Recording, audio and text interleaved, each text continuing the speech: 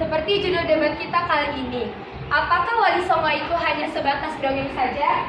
Untuk membuktikan kebenarannya, kita akan menyaksikan debat oleh teman kita. Di kelompok mengaku setuju pada Wali Songo, karena Wali Songo adalah 9 orang tokoh penting dalam penyebaran agama Islam di Jawa. Wali Songo memiliki etika yang tinggi, pendalaman yang kuat tentang materi Islam. Wali Songo menurut kami adalah waliullah, yang dimana sahabat dekat Allah, dan dilampiri dengan bukti-bukti yang ada pada Wali Songo. Jadi tentunya kami mengatakan ini bukan berarti tidak ada buktinya. Bukti-bukti yang kami ambil adalah yang pertama berdirinya beberapa masjid seperti Masjid Agung Demak, Masjid Agung Sunan Ampel, Masjid Menara Kudus, Masjid Sunan Giri, serta Masjid Sunan Bonang, di mana masjid-masjid ini merupakan pendirian oleh Wali Songo. Kemudian ada juga kitab yang berisi ajaran suluk yang diambil dari kitab Ihya Ulumuddin karya Imam Al-Ghazali yang mengatakan bahwa di situ adanya Wali Songo. Dan yang terakhir adanya batu arsenik raksasa yaitu peninggalan Sunan Gelasi. Tepuk tangan. Terima kasih kepada kelompok pro yang telah memberikan argumen. Wali Songo itu adalah salah satu tokoh-tokoh penyebar Islam di Nusantara. Memang menurut orang awam bahwa cerita-cerita yang ada di Wali Songo atau yang dialami oleh Wali Songo adalah memang sama seperti cerita dongeng yang hanya imajinasi. Tetapi Islam di Nusantara tidak bisa ditafsirkan lain kecuali merupakan usaha sistematis dari golongan-golongan atau yang memiliki akidah dan ideologi Wahabi untuk membasmi paham mainstream Islam Nusantara yang memikirkan bahwa Wali Songo hanya sebatas dongeng. Menurut kami, kenapa cerita Wali Songo itu dilebihkan? Karena pada saat itu kerajaan, yang dimana para pemimpin agar menarik perhatian rakyat harus memiliki kelebihan yang sangat unggul. Dan pada saat itu juga para orang atau rakyat biasa itu pasti tidak memiliki pengetahuan yang luas seperti kita sekarang, belum memiliki apakah politik-politik sebelumnya, belum memiliki bahwa orang-orang tersebut kan tidak tahu karena itu masa awal dari kerajaan. Jadi dia menurut kami itu cerita tersebut dilebih-lebihkan untuk menarik masyarakat pada masa itu sehingga mereka tertarik dengan ajaran Islam karena dengan adanya kelebihan dari para Wali Songo ini yang mereka lebih tertarik lagi untuk belajar tentang kitab Islam.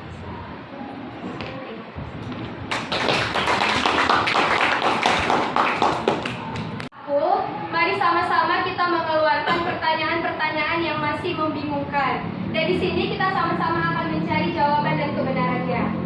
Oke, baiklah. Kita persilakan kepada kelompok kontra memberikan tanggapan atas kelompok pro.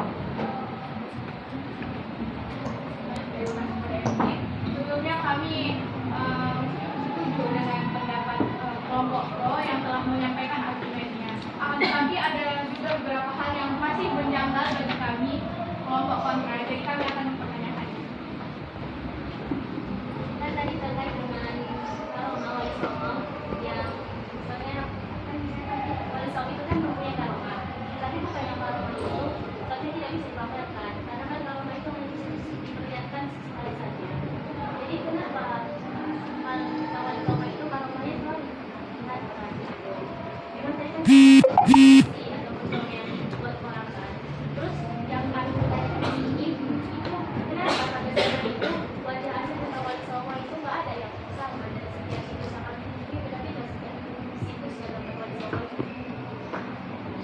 Jadi bagaimana menurut mungkin penglihatan orang-orang di masa itu juga belum sejelas ataupun sebanyak ini kan. Jadi mungkin penggambarannya juga berbeda-beda. Tapi bukan berarti tidak ada sama sekali kesamaannya kan. Pasti ada kesamaannya walaupun sedikit.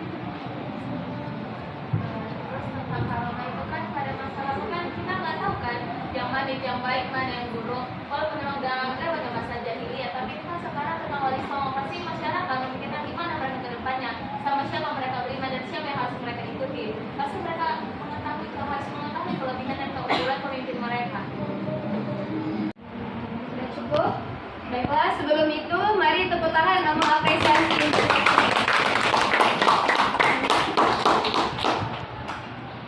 Baiklah, di sini saya akan mempersilahkan kelompok kontra untuk memberikan tanggapan. Sebelumnya maaf, terima kasih kepada tanggapan dari kelompok pro.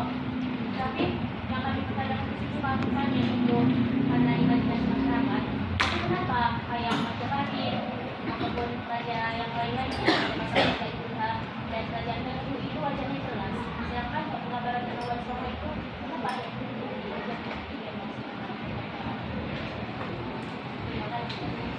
Jadi, kita akan memberikan kesempatan kepada kelompok kontra untuk menambahi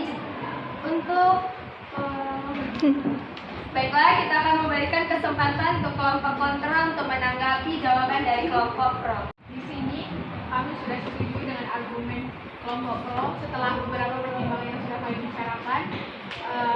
Ya, seperti yang kita ketahui, dokumen di zaman dahulu tidak secanggih zaman sekarang yang memiliki banyak sekali alat untuk mendokumentasi semua hal. Dan pada zaman dahulu, pada zaman Buddha dulu kan, dahulu kala orang itu masih bisa membuat patung, memahat patung dengan suka hati mereka, sehingga bisa menciptakan orang itu dan melalui media patung itu. Sementara kita agama Islam kan memang tidak diperbolehkan untuk menciptakan sebuah patung manusia itu. Jadi di sini kami sudah setuju dengan argumen kelompok pro. Terima kasih. Wali Songo adalah tokoh-tokoh yang sangat berperan penting dalam pengembangan agama Islam. Dan dalam debat kita kali ini, kita sudah mendapatkan pelajaran bahwa jika ada pertanyaan-pertanyaan yang masih membuat kita bingung, silakan keluarkan argumentasi dan carilah kebenarannya. Karena sesungguhnya Islam itu sangat indah dan penuh dengan kebenaran. Baiklah, untuk mengakhiri debat kita kali ini, mari berikan apresiasi untuk kedua kelompok.